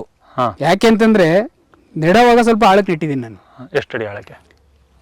1.5 ಅಡಿ 2 ಅಡಿ ಇಟ್ಟಿದ್ದೀನಿ, ಸಾಕು. ಏನಕ್ಕೆ ಅಂತಂದ್ರೆ ಇದರಲ್ಲಿ ನೆಡುವಾಗ ನನಗೆ ಒಂದು ಕಾನ್ಸೆಪ್ಟ್ ಇತ್ತು, ಬರಗಾಲಕ್ಕೆ ಸ್ವಲ್ಪ ಬೇರು ತಳದಲ್ಲಿದ್ರೆ ಗಿಡ ಒಣಗಲ್ಲ ಅನ್ನೋ ಒಂದು, ಅದು ಸತ್ಯನೇ ಹೌದು. ಗಿಡಗಳು ಸ್ವಲ್ಪ ತಾಳದಿಂದ ಬಂತು ಅಂದ್ರೆ, ಯಾಕಂದ್ರೆ ಇದು ಲೈಫ್ ಲಾಂಗ್ ಇರೋ ಮರಗಳು, ಒಂದು 6 ತಿಂಗಳು ಮಳೆ ಇಲ್ಲ ಅಂದ್ರೂ ಬೇರ್ ತಾಳದಲ್ಲಿದ್ರೆ ಅಟ್ಲೀಸ್ಟ್ ತೇವನ ಎಳ್ಕೊಳ್ಳುತ್ತೆ. ಒಂದು ಕಾನ್ಸೆಪ್ಟಲ್ಲಿ ಏನು ಮಾಡೋದು, 1-2 ಅಡಿ ತೆಗೆದ್ಬಿಟ್ಟು ನೆಟ್ವಿ, 1.5 ಅಡಿ 2 ಅಡಿ. ಏನು ಕಾಯಿ ಮುಚ್ಚಿತ್ತೋ ಅದಷ್ಟೇ ಮಣ್ಣು ಮುಚ್ಚಿದ್ದು, ಅಷ್ಟೇ ಸಾಕು. ಹೌದು. ಆದ್ರೆ ಗಿಡ ಗುಂಡಿ ಖಾಲಿ ಬಿಟ್ಟಿದ್ದು. ಏನಕ್ಕೆ ಖಾಲಿ ಬಿಟ್ಟಿದ್ದೆ ಅಂತಂದ್ರೆ, ಕರೆಂಟ್ ಇರಲಿಲ್ಲ ಅವಾಗ, ನಾವು ಇನ್ನೂ ಬೋರ್ವೆಲ್ ಹಾಕ್ಸಿರ್ಲಿಲ್ಲ. ಬಂದು ಬಿನ್ಗೆಲ್ ನೀರು ಹಾಕಿ ನಾವು 2 ಕೊಡ ನೀರು ನಿಂತ್ಕೊಳ್ಳೋಕ್ಕೋಸ್ಕರ ಗುಂಡಿ ಹಂಗೆ ಬಿಟ್ಕೊಂಡಿದ್ದೆ. ಹಾಗಾಗಿ ಇವತ್ತು 5.5 ಅಡಿ ಸುತ್ತಳತೆ ಇದೆ. ಈ ತೆಂಗು 5.5 ಅಡಿ ಸುತ್ತಳತೆ ಇದೆ. ಇದನ್ನ ಕಾಯಿ ಹೋಗ್ತಾ ಹೋಗ್ತಾ ಮರಕ್ಕೆ ಹೋಗ್ತಾ ಇನ್ನು ನ್ಯಾಚುರಲ್ ಬೆಳ್ಕೊಂತ ಇದೆ ಹೊರತು ಅದಕ್ಕೆ ಏನು ಕೊಟ್ಟಿಲ್ಲ. ಮೊಟ್ಟೆ ಬಂತು, ಗೆದ್ಲಿಡಿತು. ಇವಾಗ ನೋಡಿ, ಇಲ್ಲೆಲ್ಲ ಗೆದ್ಲು ಬಂತು, ಇಲ್ಲೆಲ್ಲ ಗೆದ್ಲಿಡಿತು. ಮಳೆ ಬಂದ ತಕ್ಷಣ ಗೆದ್ಲೆಲ್ಲ ಹೋಯ್ತು. ಎಷ್ಟು ಮರ ಕ್ಲೀನ್ ಮಾಡ್ಬಿಡ್ತು. ಇಲ್ಲೆಲ್ಲ ಹೆಂಗಿತ್ತು ಅಂದ್ರೆ ಫುಲ್ ಗೆದ್ಲಿತ್ತು. ಹೋದ್ವಾರ ಮಳೆ ಬಂತು, ಎಲ್ಲ ಕ್ಲೀನ್ ಮಾಡ್ತು, ನೀಟಾಗಿ ಹೊರಟಾಯ್ತು. ಈಗ ಗೆದ್ಲು ಒಂದು ತೋಟ ಅಂದಾಗ ಇಂಪಾರ್ಟೆಂಟ್ ಆಗಿ ನೈಸರ್ಗಿಕವಾಗಿ ಬೆಳೀತಾ ಇದೆ ತೋಟ ಅಂದ್ರೆ 3 ಬದಲಾವಣೆ ಆಗುತ್ತೆ ಸರ್. ಒಂದು ಗೆದ್ಲು ಬರುತ್ತೆ, ಎರೆಹುಳ ಬರ್ತದೆ, 3ನೇದು ಜೇಡ ಬರಬೇಕು. ಜೇಡ ಬಂತು ಅಂದ್ರೆ ಅಲ್ಲಿಗೆ ಭೂಮಿ 80% ಸೆಟ್ಲ್ ಆಯ್ತು ಅಂತ, ರೆಡಿ ಆಗ್ತಾ ಇದೆ. ಏನಕ್ಕೆ ಜೇಡ ಅಂತಂದ್ರೆ, ನಮ್ಮ ಅಜ್ಜಿ ತಾತಂದ್ರೆಲ್ಲ ಹೇಳ್ತಿದ್ರು, ಸಂಜೆ 6 ಗಂಟೆ ಆದ್ಮೇಲೆ ತೋಟಕ್ಕೆ ಹೋಗ್ಬೇಡ ಅನ್ನೋದು. ಕಾರಣ ಏನು, ದೇವ ಬರುತ್ತೆ, ಹುಳ ಬರ್ತದೆ ಅಂತಲ್ಲ. ಅಲ್ಲಿ ಏನಿತ್ತು ಅಂತಂದ್ರೆ, 6 ಗಂಟೆ ಆದ್ಮೇಲೆ ಜೇಡ ಬಲೆ ಸ್ಟಾರ್ಟ್ ಮಾಡುತ್ತೆ. ಬಲೆ ಈಗ ಸಿಗುತ್ತೆ, ಇಲ್ಲಿದೆ ಬಲೆ ಕಾಣಿಸುತ್ತೆ. ಆ ಬಲೆ ಎಣಿಯುತ್ತೆ. ಆ ಬಲೆನಲ್ಲಿ ರಾತ್ರಿ ಕೀಟಗಳು ಬಂದಾಗ ಅದರ ಒಳಗಡೆ ಬಿದ್ದಾಗ ಅದು ತಿನ್ಕೊಳ್ಳುತ್ತೆ. ನಾವ್ ಯಾಕೆ 6 ಗಂಟೆ ಮೇಲೆ ತೋಟಕ್ಕೆ ಬರಬಾರ್ದು ಅಂದ್ರೆ, ಆ ಬಲೆ ಕಿತ್ತೋಗುತ್ತೆ ಅಂತ. ಅದೊಂದೇ ಕಾರಣ. ಈ 3 ಬಂತು ಅಂದ್ರೆ ನಮ್ಮ ಭೂಮಿ ರೆಡಿ ಆಗ್ತು ಅಂತ. ಮತ್ತೆ ರೈತರು ಸಕ್ಸಸ್ ಆಗ್ಬೇಕಾಗಿರೋದು 2ರಲ್ಲಿ ಸಕ್ಸಸ್ ಆಗ್ಬೇಕಷ್ಟೇ. ರೈತರು ಇನ್ನೇನು ಮಾಡಬೇಕಾಗಿಲ್ಲ. ಓಕೆ. ಒಂದು ಸೂರ್ಯನ ಬಿಸಿಲನ್ನ ಡೈರೆಕ್ಟಾಗಿ ಭೂಮಿ ತಗೋಬಾರ್ದು, ಮಳೆ ನೀರನ್ನು ಡೈರೆಕ್ಟಾಗಿ ಭೂಮಿ ತಗೋಬಾರ್ದು. ಓಕೆ. ಇವೆರಡು ಸಕ್ಸಸ್ ಮಾಡ್ಕೊಂತ ಅಂದರೆ 80% ನಮ್ಮದೇ ಗೇಮು, ರೈತಂದೇ ಗೇಮು. ಓಕೆ. ಇವೆರಡನ್ನ ನಾವು ಬಿಟ್ಟು ಅಂದರೆ ಇನ್ನೇನು ಮಾಡೋ ಉದ್ಧಾರ ಆಗಲ್ಲ. ಇವೆರಡು ಬಿಟ್ಟು ಅಂದರೆ ಭೂಮಿನ ತೆರೆದ್ಬಿಟ್ಟು ಬಿಸಿಲು ಬೀಳಿಸ್ಬಿಟ್ಟು ಮಳೆ ಬಂದಾಗೆಲ್ಲ ಕೊಚ್ಕೊಂಡು ಆಚೆಗೆ ಹೋಯ್ತು ಅಂದರೆ ಲೈಫ್ ಲಾಂಗ್ ಇನ್ನೇನೇ ಒಳಸುರಿ ತಗೊಂಬಂದ್ರು ಭೂಮಿ ಹೋಯ್ತು ಅಂತಾನೆ ಅರ್ಥ. ಅವ್ನು ಮಾಡೋದ್ ಬದಲು ಸುಮ್ಮನೆ ಇದ್ದಾರೆ ಬೆಸ್ಟ್. ಹೌದು. ನಾನು ಹೊಸಬರಿಗೆ ಬರೋರಿಗೆ ಕೃಷಿ ಮಾಡೋರಿಗೆ ಅದನ್ನೇ ಹೇಳ್ತೀನಿ. ನೀವು ದುಡ್ಡು ಹಾಕಿದೀವಿ, ನಾನು ದುಡ್ಡು ಹಾಕೊಂಡ್ಬಿಡೋದು ತಗೊಂಡ್ಬಿಡ್ತೀನಿ ಅನ್ನೋದ್ರೆ ಬರಲೇಬೇಡಿ, ಭೂಮಿ ಹಾಳು ಮಾಡೋಕ್ಕೆ ಹೋಗ್ಬೇಡಿ. ಅಟ್ಲೀಸ್ಟ್ ನಿಮ್ಮಿಂದ ಭೂಮಿ ಹಾಳಾಗೋದು ತಪ್ಪುತ್ತದೆ. 4 ಎಕರೆ ಜಮೀನು ವಿಷ ಆಗೋದಾದ್ರೆ ತಪ್ಪುತ್ತೆ. ಹೌದು. ಮಾಡಂಗಿದ್ರೆ ಈ ವ್ಯವಸ್ಥಿತವಾಗಿ ತಿಳ್ಕೊಂಡು ಮಾಡಿ. ಏನಿದೆ ಅಂತಂದ್ರೆ ಸೂರ್ಯನ ಬಿಸಿಲನ್ನ ನೋಡಿ, ನಮ್ಮ ತೋಟದಲ್ಲಿ ಸುತ್ತ ನೋಡ್ಕೊಂಬನ್ನಿ, ನೀವು ಎಲ್ಲೇ ನೋಡ್ಕೊಬನ್ನಿ, ಯಾವುದೇ ಒಂದು ಇಂಚು ಭೂಮಿ ಕಾಣಿಸಲ್ಲ. ಓಕೆ. ನೀವು ಎಷ್ಟೇ ಮಳೆ ಪ್ರಳಯ ಬರಲಿ ನಮ್ಮ ತೋಟದಿಂದ ನೀರು ಆಚೆಗೆ ಹೋಗಲ್ಲ.